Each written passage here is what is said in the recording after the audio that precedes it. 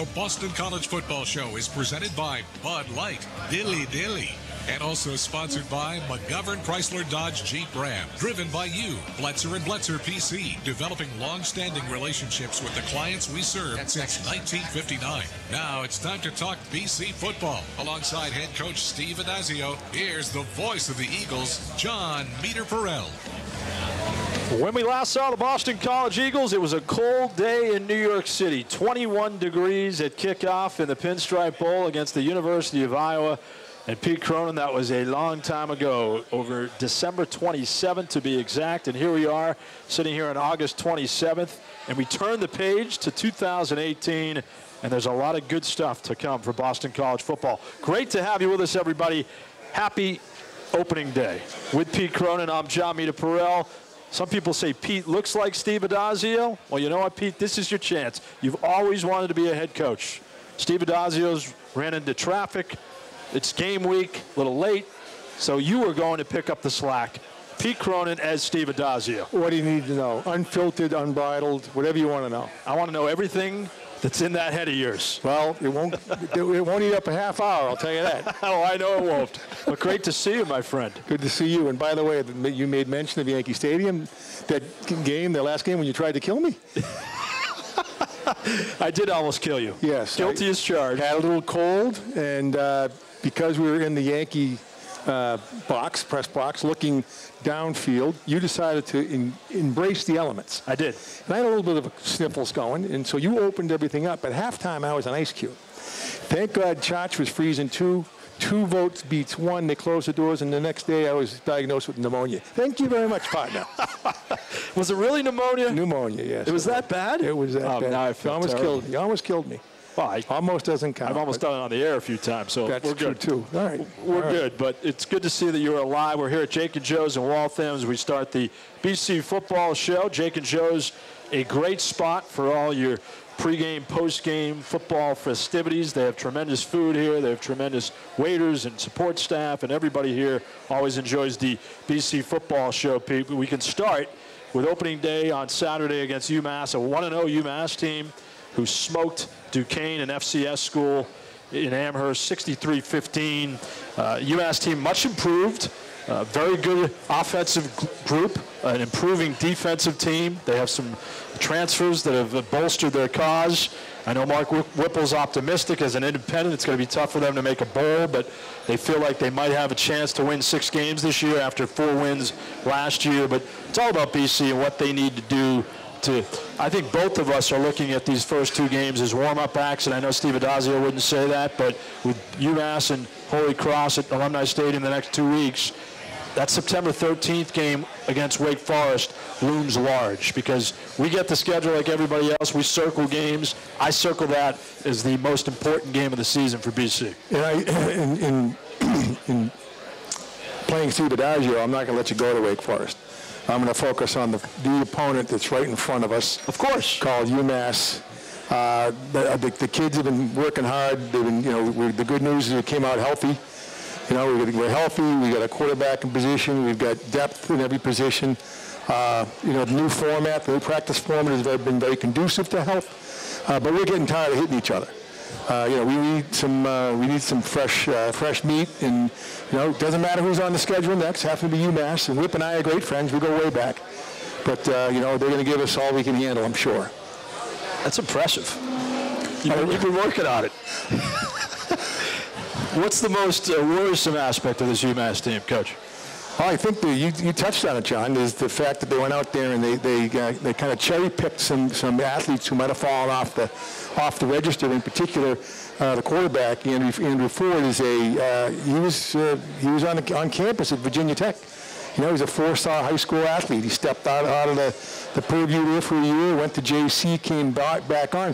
Well, they're pretty good judges of athletic talent down there in Blacksburg. So I think it starts there. In Whipple, and of course the other guy is Isabella, the wide receiver. He's legit. He put up some pretty significant numbers last year. This year, gets off to a very fast start. He was probably the guy that made the most impact against Duquesne. He had probably the most impressive afternoon on the numbers standpoint. But that combination right there is going to put us. It's going to test us. And got a good running game, got a good 1-2 punch at running back. They got a large but inexperienced offensive line. Where I think we might have an advantage over them is our offensive line is finally really gelling, coming together. And they've struggled a little bit in their front four, and they graduated a bunch of kids last year. So that might be an area we might be able to take advantage of them. Yeah, no, I think defensively as well, they have some spots there where BC can capitalize. And that's the thing about BC this year. Both of us, Coach Cronin, we're very optimistic. And oftentimes we'll talk during the offseason and say, hey, what do you think? And sometimes it's not so rosy in the last couple of years, maybe perhaps, and going way back. But this year, it's rosy. This year, we both feel like this team has a great opportunity to do a lot of terrific things. And it starts, I think, up front with an offensive line that is a top 3 unit in the ACC, if not the best unit in the ACC. It's an embarrassment of riches for them up front. They have 7 guys that can play probably for any program in the conference. 2 of those guys won't start. And when you have those type of guys up front and a quarterback coming back who is coming back from an injury in Anthony Brown, but by all accounts looks like he's 100%. And you have, I think, the best running back in the country behind him. I know a lot of people might argue that nationally. I think he's the best in A.J. Dillon.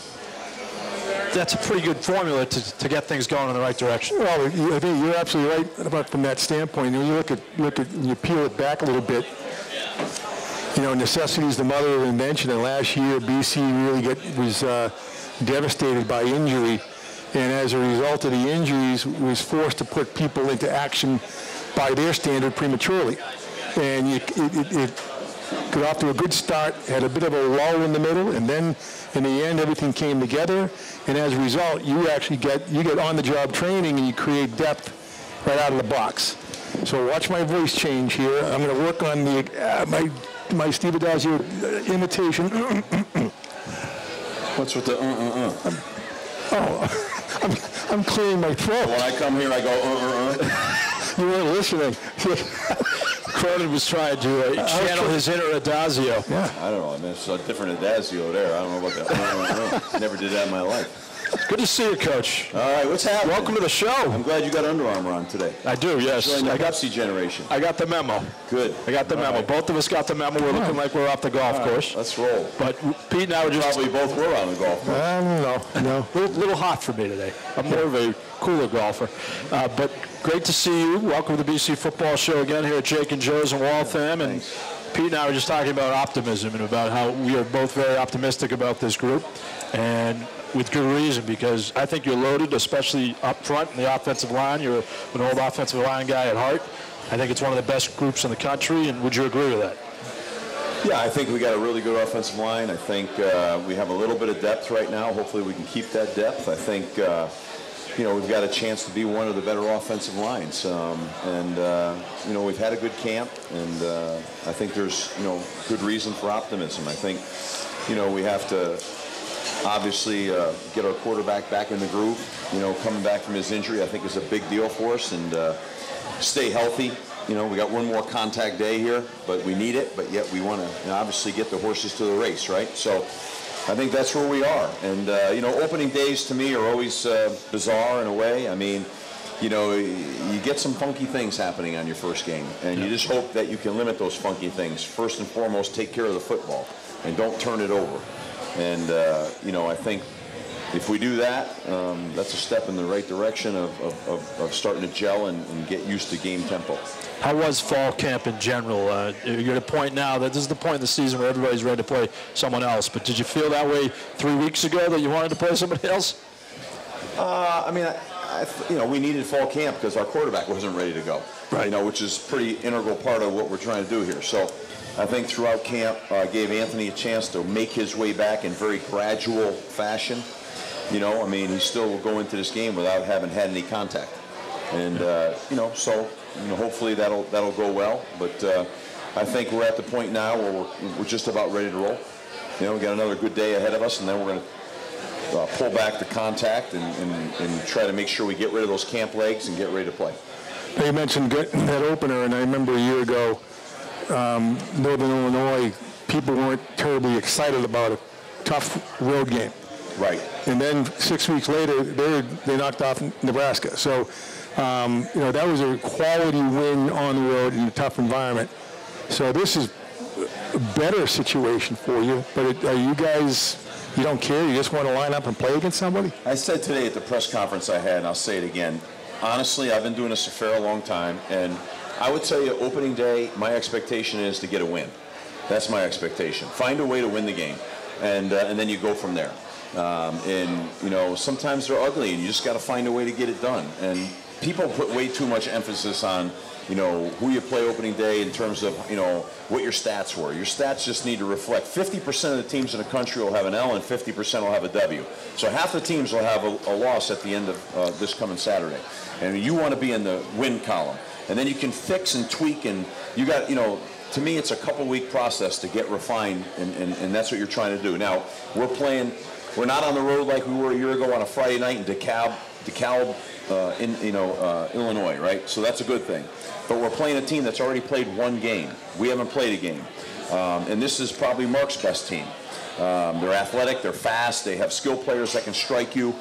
You saw that on the TV. I didn't make that up, okay? And they've got 8 returning starters on offense. And they had a chance to work some kinks out for themselves in that opening day. And this is a huge game, right? I'm sure this is a red letter circled game on the schedule for them. And so we've got to come out here and exceed that intensity. And so for different reasons, every opening day is a challenge, and that's just the way it is. And if you think for 1 minute it's not going to be, then you're setting yourself up for disappointment and failure. Anthony Brown did a lot of good things last year. Unfortunately, got injured against NC State. What does he have to do to take the next step? Well, I think, consistency, and I think it's going to take him a couple of weeks to get to that level. I just think that's just the way it is when you come back from that injury. And so, we've got to be great around him early. And but he's shown signs of, he understands. The ball is out. It's in the right places. He sees the field really well right now in the throw game. He's got a lot of confidence in the throw game.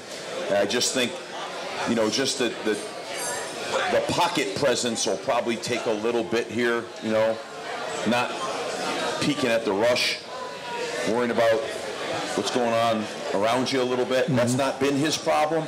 But I think game one challenges when you're coming back from an injury sometimes can be a piece of it. No, you've got to, it's not, although quarterback's critical. Yeah. He's got a pretty good supporting cast. We talk about the offensive line. Yeah.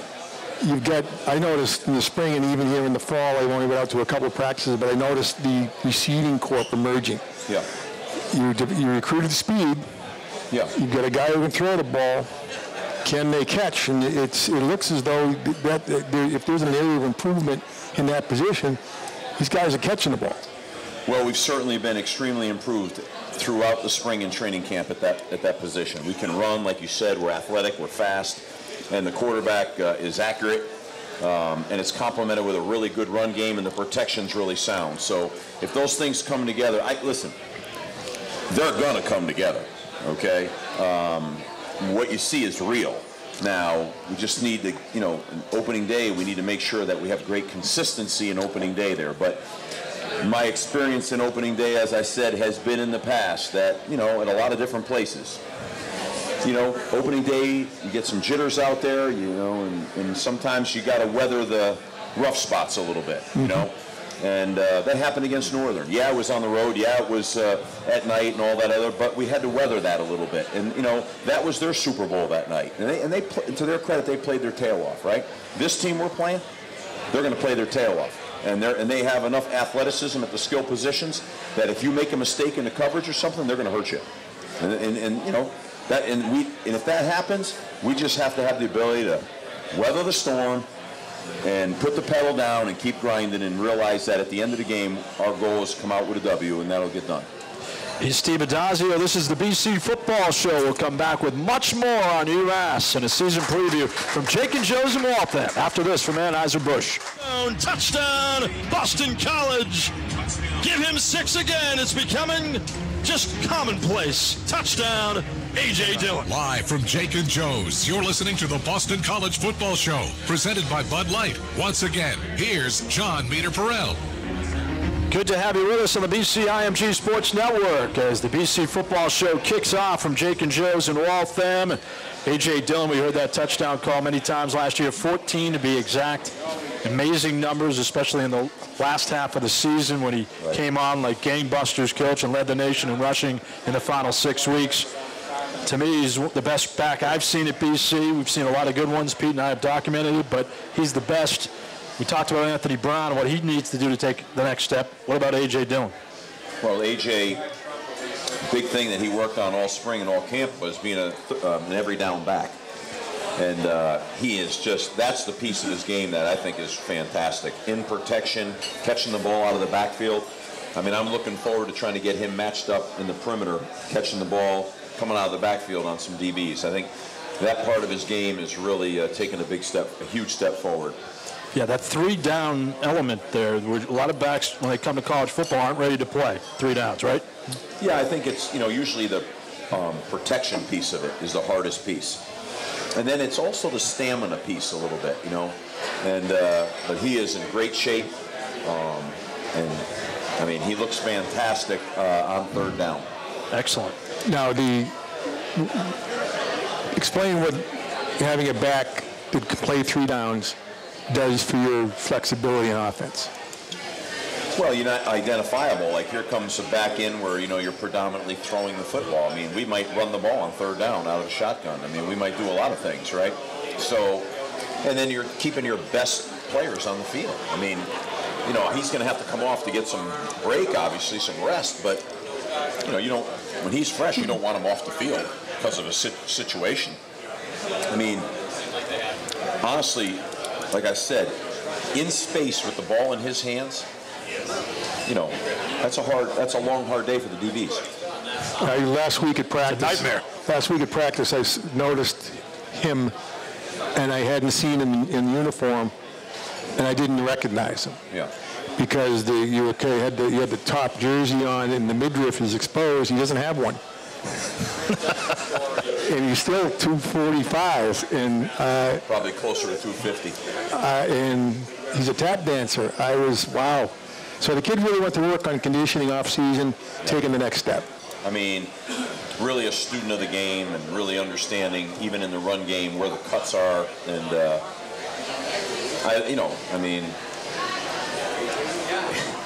I'm looking forward to watching him play myself. So, I mean, he's a guy that can create holes, Do you go into this game and maybe it's human nature to say, all right, I can only get A.J. 25 or 30 carries. Is he on a pitch count? Does that exist? No. Doesn't exist at all. Doesn't factor in. Not to me. When I'm seeing enough, he'll come out of the game, I mean, you got to see how the flow of the game goes. Right. I mean, a back like him, he's getting greased up at around 25, 30 carries, right? Right. Now, I'm not going to be foolish about it, but I'm just saying, expect to see him with the football. And behind him, Travis Levy, a kid by the name of David Bailey, who's a freshman who was very impressive in the offseason. David Bailey is a year ago A.J. Dillon. No kidding. No one wants to tackle him. He's 250 pounds. When you tackle him, it hurts. Wow. And he too has to work on his stamina. He can't handle that many repetitive plays. 3rd down's a little bit of a trial for him, just like A.J. was coming in. But David Bailey has great hands. He has great ball skills, but he is a load. Wow. And Davon Jones is doing some dual playing stuff, both sides of the ball. Davon looks sensational at tailback. I mean, when Davon hits you, you've been hit. So we have 3 real physical guys that we can keep pedal down on defenses, on linebackers, on DBs. And Travis has got a great change of pace to him. And then Ben Glines is another change of pace guy that's got really deceptive speed. So, we've got a bank of backs in there right now that, we can go to.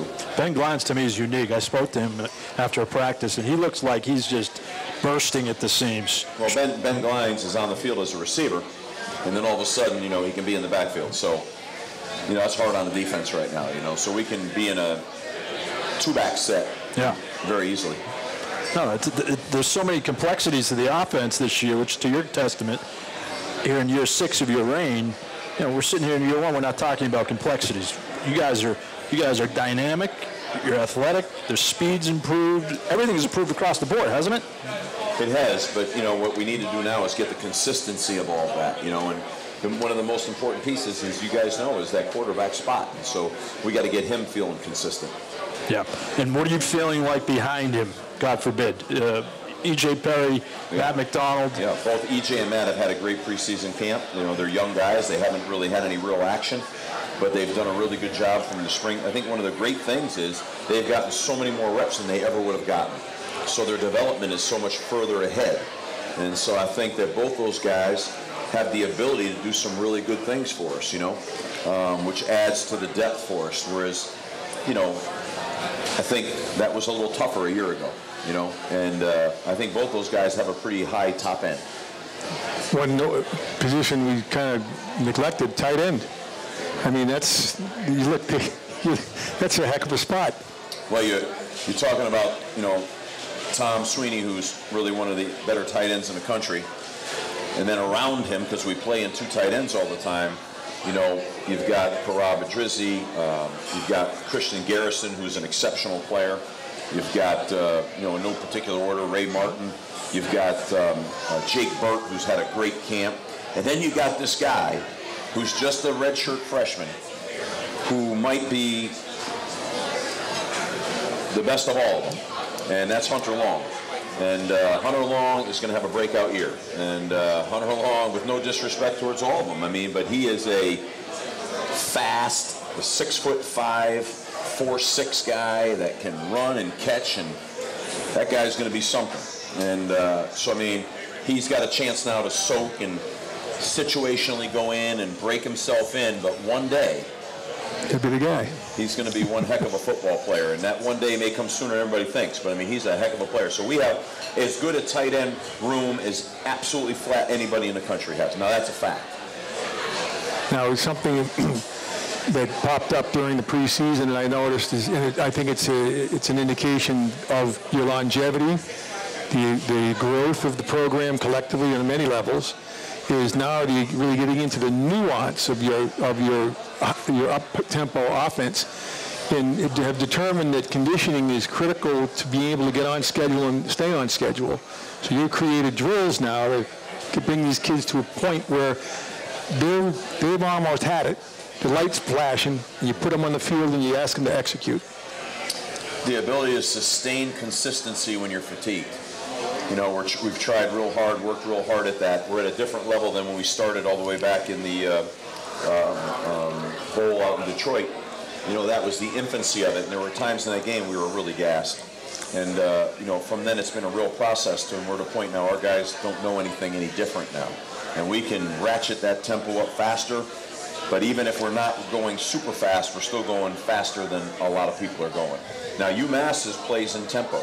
So the good thing is our defense has been played against that, practiced against that all, for the last year and a half. So that'll help us a lot there too. It's not like our defense should have a real hard time getting lined up. They see it every day. We don't have to create it. Well, last year you're in the top 20 in plays run. I heard you earlier this offseason. You said you want to be in the top 5 this year. Is there a magic number? We also want to keep our multiplicity, formationally and play-wise. So, the ones that get in the top 5 are pretty vanilla. We're not as vanilla. I think we can get better than where we were in terms of plays. We'll probably never get all the way on top just because we still have a fair amount of motions and within the tempo and formation adjustments, and we have a pretty wide playbook. So there's a lot of terminology. Now, we have words that can make us go super fast, but that'll trim us down a little bit. Yep. And then we can really crank the pace up a little bit faster. But we want to be able to still have a multiple attack and then pick and choose when we want to ratchet that up a little bit. Yeah, it's amazing. Pete and I were at a luncheon on Thursday, and we were reading from a story in The Athletic, Boston College State of the Program. And Scott Loeffler was quoted, throughout it in terms of the offense and saying we need to upgrade everything. Upgrade is a key word this offseason. Yeah. It's our mantra. Upgrade. Third down, 38% last year. We got to get that number up. What's the upgrade for you in your mind? Well, I mean, Scott's using the word upgrade, but my word with the team, and I think this is what he meant to say, was we got to take the next step. How do you take the next step? Well, there's some critical things that we needed to take from a year ago and improve, okay? So that's how you logically take the next step. You take your deficiencies and you make them not deficiencies but attributes. And you know, our third down, we had to get better on third down. We had to get better throwing and catching the ball. That was a huge deal for us. You know, sudden change situations we had to get better at. The year before we went into preseason, we had too many penalties. And we corrected that, and we, you know, got ourselves up, you know, in wherever we were. Fourth in the country. Right. And we need to sustain that, and then we need to increase those other categories, namely, big point of emphasis for us is third down. Another big point of emphasis for us is we tally the mental mistakes on any given play. And we want to keep those mental mistakes, obviously, down to a minimum. We have a percentage that when we hit above a certain percentage, it's going to create point of attack issues. So that's something we're really focused on, is within tempo, you know, reduce down the amount of mistakes that we make. Now, we're very diverse, which means that we're going to carry more mistakes, you know, but, you know, we feel at BC we're dealing with very intelligent kids, and the ability for them to think and function is at a high level, so that should be our asset. Well said. Steve Addazio on the BC Football Show. Coming up, we'll be joined by two special guests, the new captains of the Boston College Eagles. And don't forget, the BC Gridiron Club has donated over $600,000 to BC football in the last 18 years. They're always your best value with the best home game tailgate parties and the best events on the road. Go to bcfootballgridiron.com for more information. As always, represented here tonight by the mayor, Paul Criscione, at Jake and Joe's in Waltham. We'll be back with much more after this. 45-50, see ya. 40, 30, 25, Smith. 50, 10, Smith, end zone, touchdown, Boston College. My, oh my, they are explosive. 64 yards. He could have run to Ithaca. BC 20, Syracuse 7. This is the Boston College Football Show, presented by Bud Light. For more of tonight's show, let's go back to Jake and Joe's with your hosts, John Meter-Perel. That was a coming out party for Boston College offense. We had seen it definitely in the latter half of the season as they averaged over 35 points a game. But against Syracuse, the last regular season game, 42-14 Eagles. Wasn't even that close at the Carrier Dome. And that was a lot of fun to watch. Jeff Smith, a big part of it. Pete Cronin, John Meter-Perel on the BC Football Show, ready for another season of BC football on the BC IMG Sports Network. And it's a pleasure to be joined at Jake and Joe's by the two captains voted today by Boston College and introduced today. John Baker, center, the pride of Millis, Mass, and Will Harris, safety, the pride of Sewanee, Georgia. Is that correct? Yes, sir. There you go. See? We're doing our homework. Welcome, gentlemen. Congratulations. Thank you. Good to be here. It's great to have you guys, and it must feel like, man, I'm sure when you heard about it today, what an honor. What was your initial thought, Will, when you heard about it? You know, the cool thing about it is that it could have been any one of our guys, older senior guys. I mean, I think that's what we take the most pride in, is that, you know, all of us, you know, it could have been any of us. So it came down, you know, to a final vote. And, you know, I was humbled, you know, honestly, to be looked at and how regarded by the peers. I mean, it means a lot. So, yeah, I was just happy. I was happy, and I get the chance to, you know, kind of lead these guys, and you know, I'm going to continue to do that. And it's going to be a fun year. Yeah, that's a great testament to what the program has become under Steve Addazio and the coaching staff. The fact, John Baker, you've been here 5 years now, coming off an injury, suffering in the Northern Illinois game. Terrific to have you back. Congrats on the rehab. Did you share the same thoughts that Will did? Absolutely. It was humbling is definitely the right word. You know, like Will said, we had such a great group of seniors, a lot of leadership among them, and to be selected from that group is just, like you said, humbling. This is kind of an on-the-job training deal. I was in that same position many moons ago, and it is humbling, but also heavy responsibility. Now, you've had the benefit of being around some good leadership all the years you've been here at Boston College. But if I reflect, I think there were multiple captains, 4s, 5s at a time. It's right. 2. It's 1 on offense, 1 on defense. And so it kind of makes your jobs a little bit tougher. Right. Now, what do you think about that? I attack it the same way. The good thing about it is, as you mentioned, we've had a lot of guys come through this program, especially since I've been here, who have shown great leadership and who have set the bar for guys like me and Bakes. So I'm just going to follow the blueprint and, continue to try to be the best leader that I could be and try to lead by example. Yep. Vocal, so. How about you, Bakes? You get a philosophy in terms of leadership? Like Will said, we're just trying to uphold the standard that was set before us. It's been in place for a long time, and we'll just do our best to uphold that standard. I was asked a question last week about what leadership, where it comes from, and our colleague on the sideline said, coined a phrase which I really liked. He said, "You need a couple of alpha dogs in the pack, and you guys must be the alpha dogs in the eyes of your peers." Well, there's a lot of us. And I think we work well off of each other. And to be honest, we have a really cohesive team. We work well together. We communicate. What we have here is special, and you can't find that anywhere else. So I'm just glad to be a part of it. And I'm glad to represent these guys. I want to play the Wayback Machine. Remember Mr. Peabody and Bullwinkle? You guys wouldn't remember that. Yeah, you kidding me? But they'd go play the Wayback Machine. When you guys were getting recruited, did they dangle a carrot called a practice facility in front of you? Was that even on the radar when you guys were considering coming to Boston College? Go ahead, baby. Yeah, they were talking about it. Yeah? Well, you've seen the reality. What do you think? I did not expect it to be here for the practice facility, but it's beautiful.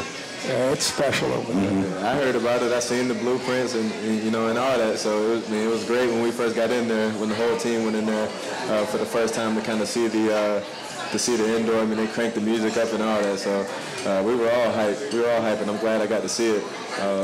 Better late than never. So. Oh, no, it's here now. It's a spectacular facility, the Fish Football facility. If you haven't been there yet, it's a must look. Oh, yeah. A peek inside the BC program, a peek inside the future of the BC program as well.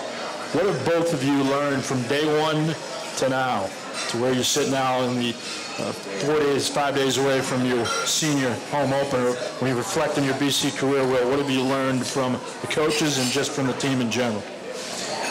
First of all, I learned that it goes fast, man. It goes fast. And, it seems like yesterday that I was coming in as a wide-eyed freshman that, didn't know the playbook at all and was kind of struggling to, throughout camp, when the bullets were flying, getting yelled at, this and that, trying to learn the playbook. But, just to see how far this place can, how far I've come and how this place can really develop you, if you buy into it, I think is what I've learned most to it.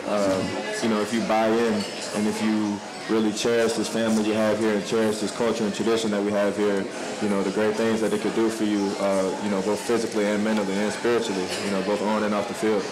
So, Bakes, in the huddle, we don't huddle anymore. Well, and that's why I'm asking the question. They don't. In the heat of battle, let's say, is there an opportunity to collect and kind of get people grounded when things aren't going right, or when you get into a situation that's critical where you need everyone to focus, or you can think of a million different scenarios. Because you don't huddle, how do you plan on doing that? As a center, for me, it starts with the communication at the line. So I'm setting the front, I'm setting the ID, and I'm just trying to get everybody on the same page. And I think, with the guys we got, with the experience we have everybody on the same page, and we'll be all right. And Will, you have the luxury with a fellow safety, preseason second-team All-American, and Lucas Dennis, who had 7 interceptions last year. You guys have a great chemistry, great synergy. Describe what that's like for you to play with him. Well, to be honest, he makes my job easier, and vice versa. And we, having him on the field as another leader, as another guy who's going to lead by example and push his teammates, man, having him out on the field is great because we communicate nonstop, on the field and off the field, and it starts in the film room. We put in hours and hours of film study, so by the time the game comes, that's the easy part. And a lot of times we know, what to expect before it gets there. But having him there is definitely, it makes my job easier. In the secondary, he loses 2 key performers in Isaac Yiadom and Cameron Moore, who had some injury issues, but both of them onto the NFL. When you see guys filling in for them, what do you expect? They're going to carry the torch, just as they did, and just as the guys before them did. You know, they were great leaders as well, great players, great competitors, and you know, they've passed the torch down to both Hamp and Taj, and they've been competitors since day one. And so they're just going to continue to do the things that they've been doing since they got here, and you know, have that confidence, have the utmost confidence in those guys.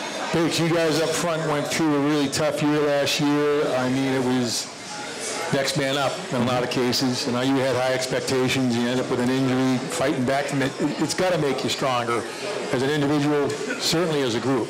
Absolutely. You know, we had a lot of adversity last year up front, but, you know, we came out of the other side better for it. We got, you know, 7, 8, 9 guys that can play, and it's going to be a really exciting year for us. Now, having the benefit of being in the program, and as long as you have, and the system has modified, you know, morphed a little bit, but it's fundamentally it's the same system. I would assume there's very little thinking going on, other than, you know, it's primarily you're programmed. Mm-hmm. It's all coded. Say a word, see a front.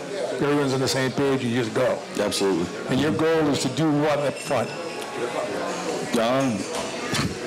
You know, I'm sure you guys know the old video guy, Bill Toof. Oh, too well. As he would always say, make a hole big enough for him to get 5.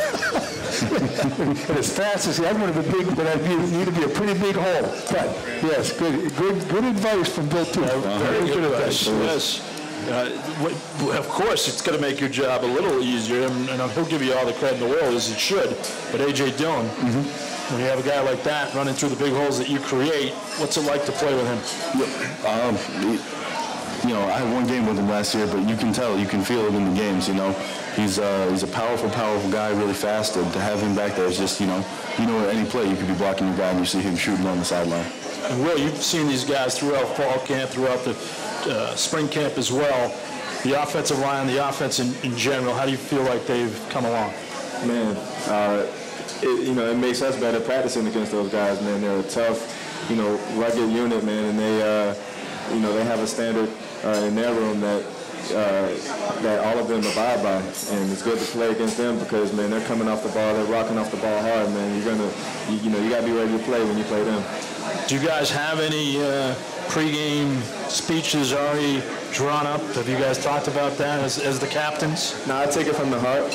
It come right off the heart. So, you know, pregame, you know, I'm gonna, you know, say what's on my mind, you know, say what's, you know, in my heart, you know, with my brother. So, you know, in that locker room is a very sacred place. So, it's all still inside now. And you do realize, of course you do, but you went viral last week. My 13-year-old son was going nuts because he saw these guys on Instagram doing the pon-pon, which is something that I was unfamiliar with, but is a craze. And you were saluted by, what, the originator? Yeah, the guy who, you know, he's like internationally known as like the best Fortnite player in the world. So a lot of guys on the team, well, a lot of guys, you know, everywhere play Fortnite. So I mean, I guess that was kind of cool that he responded to that, and you know, he was intrigued by that too. So it was a little bit of fun. That was a tremendous, Pep. Yeah. You've been taking up Fortnite. No, I'm a 5-star guy. Is that what? No. I'm a general. I don't even know what Fortnite is. No, well, consider yourself part of the lucky family. You got the right idea. You do. Something like that. But, guys, best of luck this year. We really look forward to seeing you. And Mr. Harris, we'll see you in class tomorrow. Yes, sir. Yes, sir. All right. Thanks for having me. Thank you. No problem at all. Will Harris, John Baker, congratulations. Your BC 2018 captains. Near sideline, tip, caught. Sweetie with the 5 to the end zone. Touchdown, Boston College. Tommy Sweetie is the eagle in the end zone. Live from Jake and Joe's, you're listening to the Boston College Football Show, presented by Bud Light. Once again, here's John Meter-Perrell. And welcome back to Jake and Joe's in Waltham. We're here every Monday night. We will not be here next week, so We will take Labor Day off, but we'll be back with you to preview the Wake Forest game on September 13th. That's a Thursday night. Of course, BC and Holy Cross will tango on September 8th. But first things first, Coach Addazio with UMass coming in. Highlight, we just heard of Tommy Sweeney. You called him one of the best tight ends in the country, if not the best. He is a focal point of your offense this year. It's not often we can say that. You're so tight end rich. It's amazing. It's the first time that I've been doing the games that BC can say that.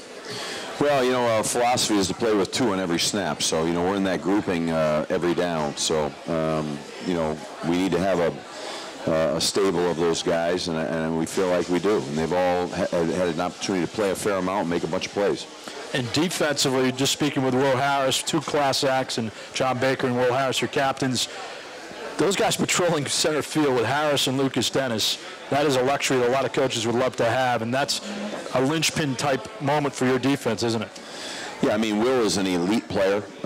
You know, he's a guy that has tremendous size and speed and a lot of experience. He and Lucas have had a lot of snaps back there together. They're high-character guys. They, you know, it was fun to watch them be brought up in that room, you know, behind Justin Simmons and John and Cam and Ike. And so it's been a good tradition of defensive backs. And, you know, the sky's the limit with Will and Lucas, and obviously Hamp Cheevers and Taj Torres, and just a really good room. Linebackers, I think, again, another real rich position for you. Yeah. Connor Strahan has enhanced that this year. Good to see him back. Is he 100%? Yeah, Connor's 100%. He and Max are both back at 100%. And then, of course, you know, with Davon and John Lamont, and then you have Kevin Bletzer out at the Sam backer and Isaiah McDuffie. We've got a real, we feel like we have, for 3 positions, 6 guys that can, you know, have a lot of experience. I mean, that's a lot of depth, whereas a year ago, obviously, that was, you know, that was a different story. We were breaking new guys in all the time. Now we have 6 guys that have just played a lot of ball. And Zach Allen, who everybody loves, to me, he's a surefire All-American, but coming off the edge with Wyatt Ray, maybe, is Wyatt Ray underrated? Yes, Wyatt Ray is an elite player. A lot like, you know, we had a breakout year with Harold a couple years ago, then a breakout year with Zach. You're going to see a breakout year with Wyatt Ray this year. I mean, Wyatt and Zach are really, really quality players with Ray Smith in the inside right there. Those 3 guys are as good as you're going to find in the country.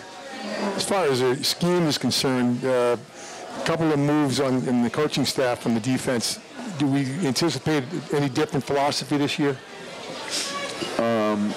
I mean, no. I mean, I think, you know, there'll be some different tweaks based on our group. You know, I wouldn't say I think if you had to say what thing do I worry about most, I worry about the depth on the defensive line, especially at the pass rushers. So because of that, you know, we have a couple of packages prepared because we're rich in linebackers, deep in linebackers. We have to be prepared if, you know, something were to happen and we had a depth problem on the defensive line, you know. Yeah, we ask you this every year, things that keep you up at night. Are there any things right now besides that? That's one of them. Getting Anthony to where we feel like he can be because, you know, he has a really high top end. You know, I think, you know, that's something that, you know, I angst about quite a bit. And I just think, you know, keeping this team healthy and fresh and feel like, you know, we're a fast team and, you know, we haven't gotten our legs back yet, you know, and just anxious to make sure that we're playing at a high, fast level. One of Pete's favorite topics, special teams, kicking game. Yeah. Colton Lichtenberg, Grant Carson, you're working in a new punter this year with Mike Knowles' graduation. One of the biggest surprises of training camp has been Grant Carson. I mean, I'd be less than honest if I didn't say I had huge concerns. I didn't think spring was very good, and I felt like, wow, we got a problem here. But to his credit, he has been nothing but exceptional in training camp. Like, it's like, whoa, what just happened here? No kidding. Yeah, and I hope that he sustains that through opening day and in the games. But in practice, if you know, when you say every day at practice, that guy probably is the most improved player on the football team, and that's a good thing. So we're really excited about that. Colton has got a much greater sense of maturity about him right now, and really acts like an older guy in the program. And so I'm looking forward to seeing you know, that leadership. He's taken that leadership on. That's one of the reasons why I think you're seeing Grant excel. So that's been a really great surprise. I'm really excited about that, to be honest with you. No, I'm fond of saying if you're looking for an improvement or an indicator, leading indicator for improved recruiting, you look at special teams. That's where that kind of, you're trying to develop guys, give them game experience, and that's an area where throughout your career here, we've seen just this consistent improvement in team speed, and now it's translating to position play.